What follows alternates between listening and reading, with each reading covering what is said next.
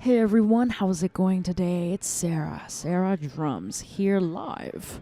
I mean, technically it's not live, but I'm recording live for you, for your viewing pleasure, hopefully tomorrow. Yeah. Today's September 20th. It is 6:02 p.m. I'm at this lovely restaurant eating some pizza, about to eat some pizza. It just came. I am waiting. We are waiting for some Alfredo sauce. So delicious, nice and hot.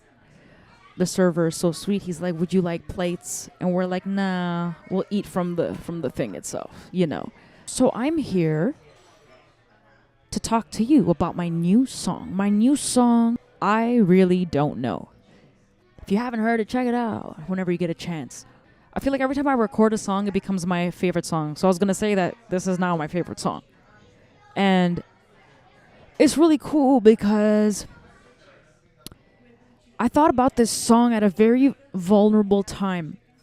I found out that somebody who I knew has cancer, and I've had people who I knew pass away, heal, deal with cancer illnesses, and it really shows you how fragile life is and how important it is to be present as much as you can.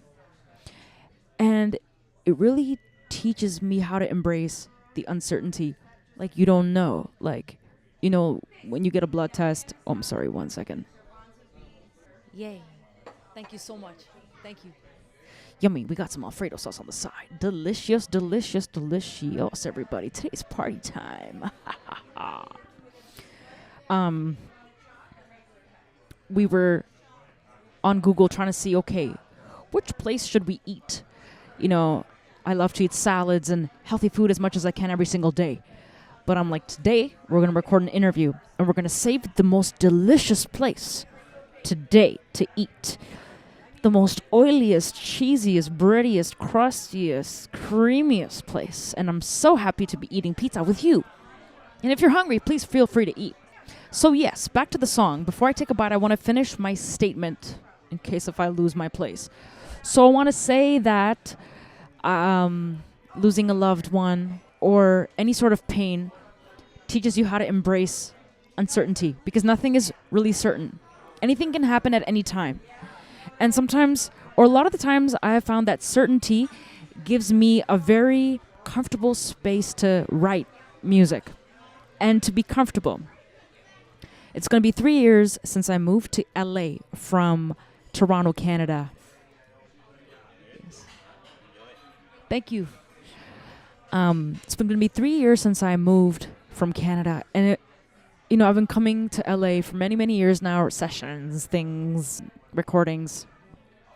But it's obviously different when you move to a new country. You get used to a new life. And a lot of uncertainty. A lot of things that I didn't expect to happen. I didn't understand what I was going through, but it really taught me to live in the uncertain environment and taught me how to pour myself out into my music and into art and into everyday life. So I really don't know, came from a place of learning about somebody who I've known since I was a little kid being diagnosed with cancer. And then I talked to my parents on the phone, I think shortly after that, and I'm like, I don't know, about some random topic. And then it's like, you hear politics happening, and it's like, who's going to win? I don't know.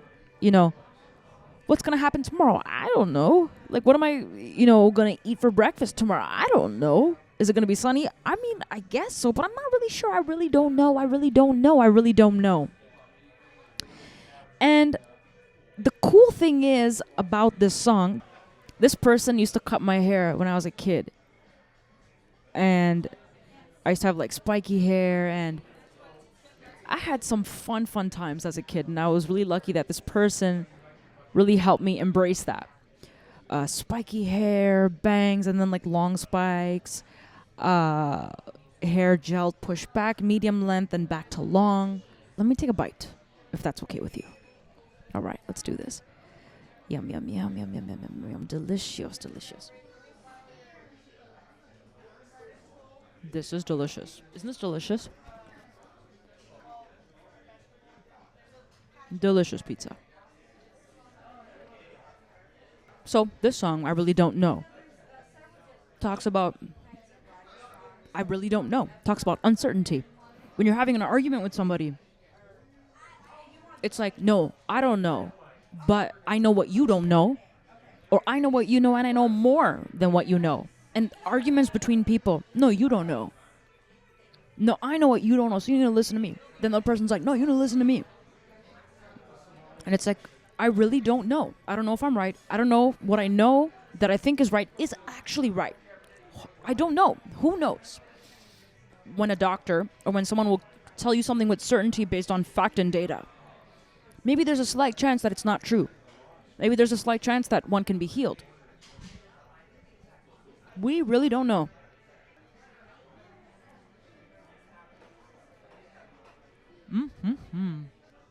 Hot. Creamy. Pizza. I really don't know. My inspiration for this song was drum and bass. There's the Boiler Room, I believe in New York. There's like a DJ, and there's all these people like vibing, and it occurred to me. Kick, snare. Everyone listens to kick and snare. Everybody, wherever you go, whether you know it or not, when you're listening to music, like we're at this restaurant right now, and we hear kick, snare, kick, snare. But it's so manipulated. It's so beautifully manipulated and worked on that drums really rule the world. So I'm like, interesting. Like, I want to emulate that sound even more from what I heard at the Boiler Room. Just like a DJ, a drum and bass vibe, electronic vibe. So I was watching this set at the Boiler Room, and it was Fred again. It was his set, and I'm a fan. He's incredible. And I'm like, oh my God. The beat came from his set. And I'm like, this sounds great. And that was an inspiration. And then the Rolling Stones. There's a song called You Can't Always Get What You Want. And then Mick Jagger goes, honey. So funny. So like, kind of like artsy, quirky, making moves like that. So cool, so raw. And I love it. And he's kind of singing and he's kind of not. I'm a big fan of the Rolling Stones. So those two, I would say, Fred again and the Rolling Stones, specifically the song You Can't Always Get What You Want.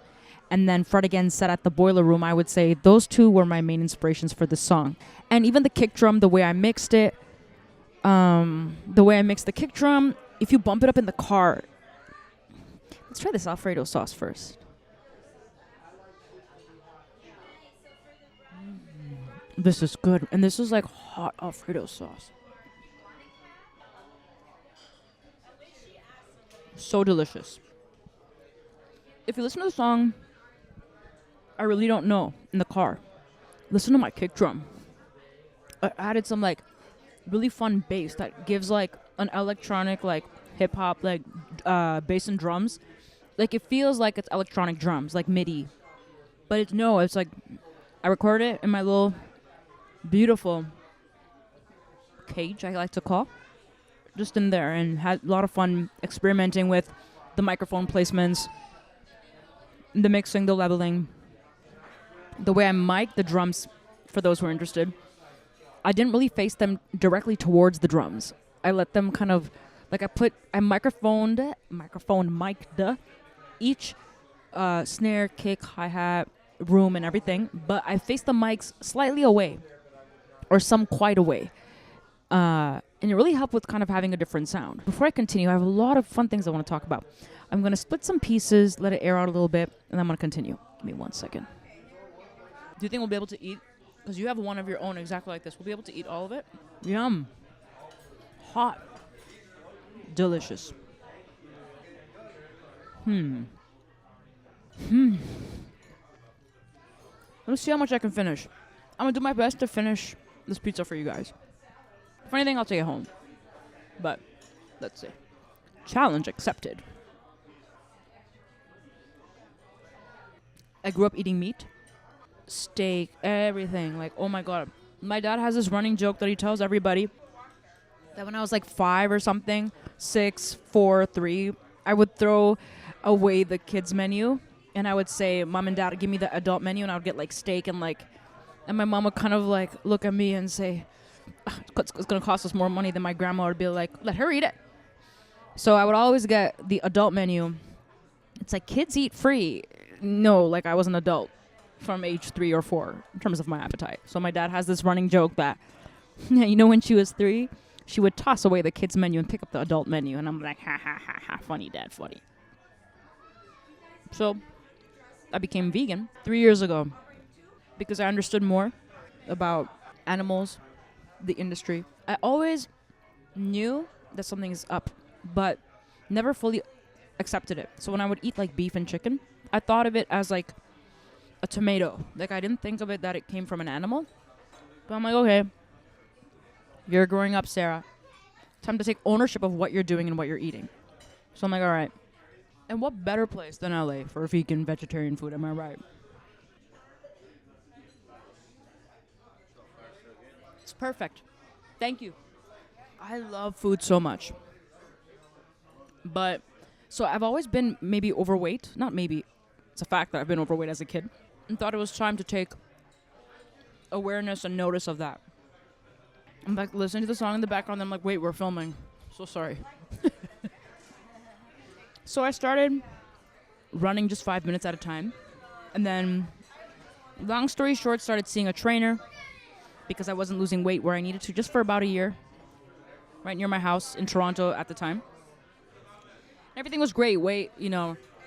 I was used to my schedule. I was used to living with my parents. Everything was very convenient and easy. Then I moved to LA, and it was like starting again. Luckily for social media and previous years of like touring and meeting people, that it wasn't like totally from ground zero. I definitely felt like I had some leverage coming here, but still, it still felt like ground, like from the ground, which I'm so grateful, and I would never trade anything for it. From buying a plucker from a pillowcase. And it was so cool because I remember when I bought a chair for the first time, I'm like, oh my God, I have assets. I have this picture I posted on social media, I think 2 years ago, of me sitting on the ground eating, I don't know, pasta or something, and dipping it in like the Costco marinara sauce or something. So when I got my first chair, I'm like, thank you. Like, thank you, God. Like, I'm so grateful.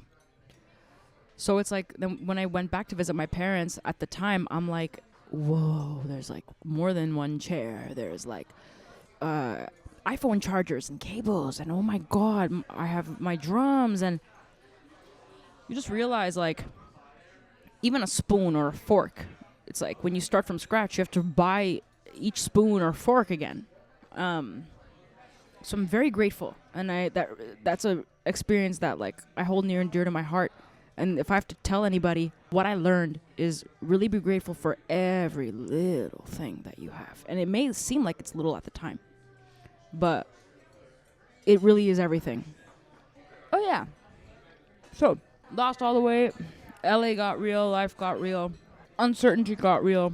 Career choices, switches, sacrifices, wins. I wouldn't say losses. I wouldn't say setbacks, but changes and decisions.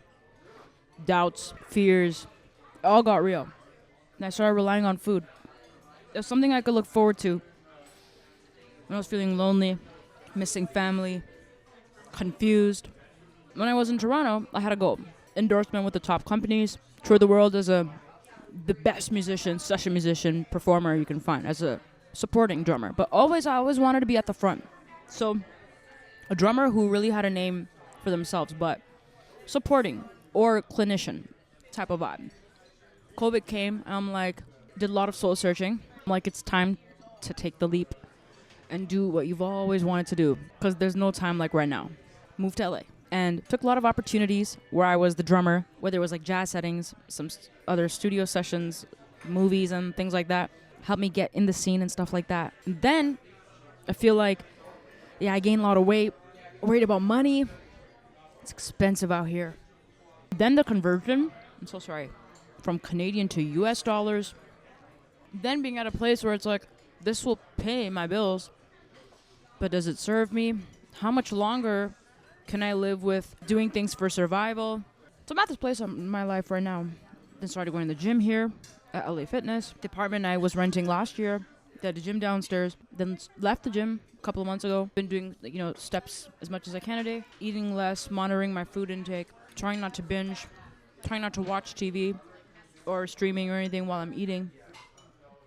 A cleanse, hibernating time, writing, coming to the front, and being who I am is what I've always wanted.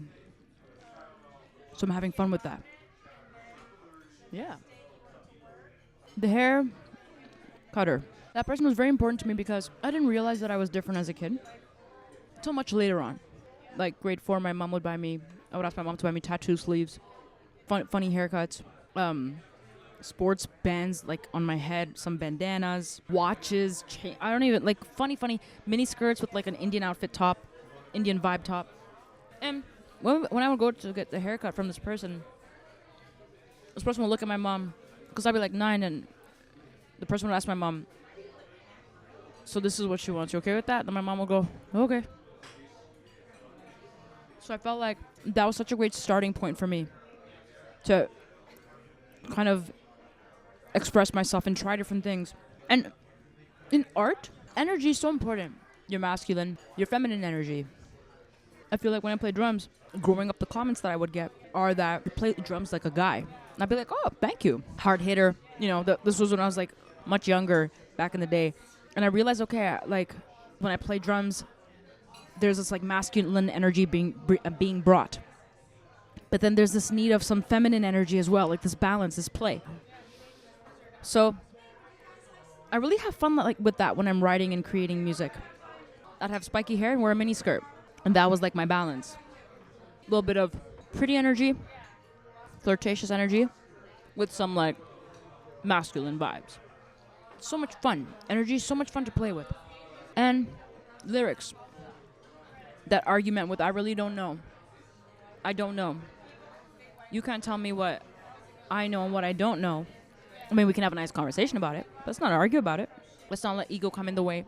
This false identity to just defend and protect our ego. Let's have a conversation.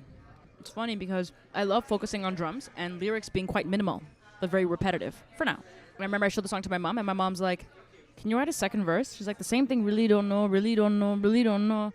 And she looked at my dad, she's like, hey, really don't know. Then she started going, belly, belly, belly, and then they both started giggling, and I'm like, oh my God. I'm like, Mom, man, leave me alone. Actually, I didn't say leave me alone. In my mind, I said leave me alone. Otherwise, I get in trouble for saying that.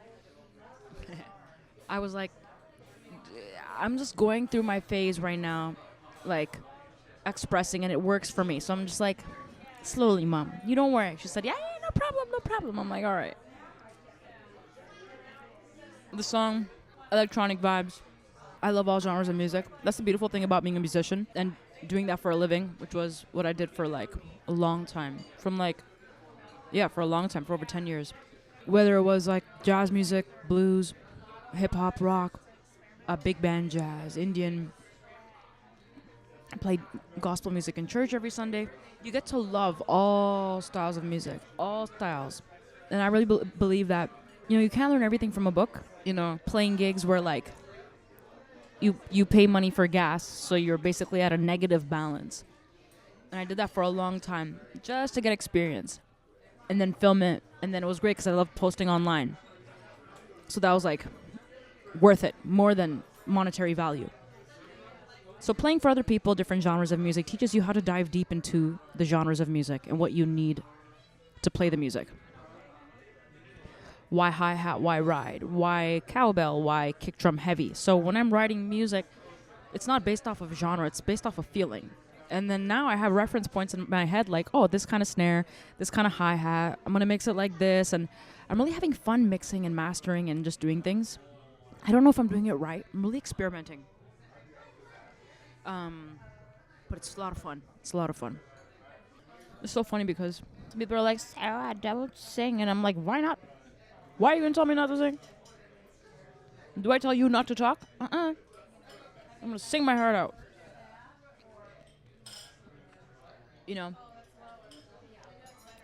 Yummy. I took singing classes for like a long time because my dad's dream for me was to be a singer. Not mine. Mine was drums and then singing, but drums first. Now drums and singing and spoken word. So anyway, people are like, she can't sing. I'm like, that's okay. I'm doing some spoken word. I'm having fun with textures of the voice. Like, for example, for I Really Don't Know, I recorded the song with this guitar effect, this like distortion effect. So there was a part where I would go like this. And I had like distortion sound, so I got to play with the song. I really don't know. I really don't. I do not. Hey.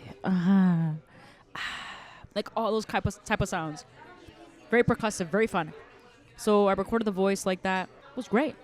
And I had a singing teacher. One Indian classical. Much when I was like a little kid. My dad made me do it. I'm very grateful for. And then English songs, English music, like Western songs. And it was great because I learned technique, all that type of stuff. But then, it's perfect. Thank you. I learned about technique, but I was taught to sing a certain way and what my music should be and what it should sound like. And that's where it became a little frictiony because I remember for drums, no one really told me how to play drums. Because nobody told me how to play drums, it became this open field of experiment. I don't have kids or anything like that, but if I were to have kids, I don't think I would put them into lessons. That's just my opinion because, yes, the route is longer of like messing up and maybe like give them guidance of like how to hold the sticks, but really have them play with some guidance, but not let lessons take over them. Because if my parents put me into drum lessons, I'm pretty sure I wouldn't be the drummer and artist and the person I am today. Suffering, confusion, rejection. That all comes through the search. But who said it's supposed to be easy? It's so interesting because then when you go to school, like university, people tell you like, this drummer is known for his simplicity, her simplicity. Now this drummer is known for dexterity. But it's like, how did they get there? From self-discovery. It's like if I was told to play everything like so fast and perfect to the metronome as a kid, then I wouldn't have developed feel. I have such an amazing story with understanding feel of music and playing to the click because I never grew up playing with the click. It was mostly with other musicians. So I remember when I started doing sessions with people, they would turn on the metronome and I'm like, what is that? Turn it off. So I had to get used to it. That's a whole other topic. But yeah, art is beautiful.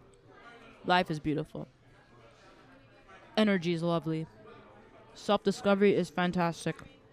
Expression is fantastic. And by the way, I see some comments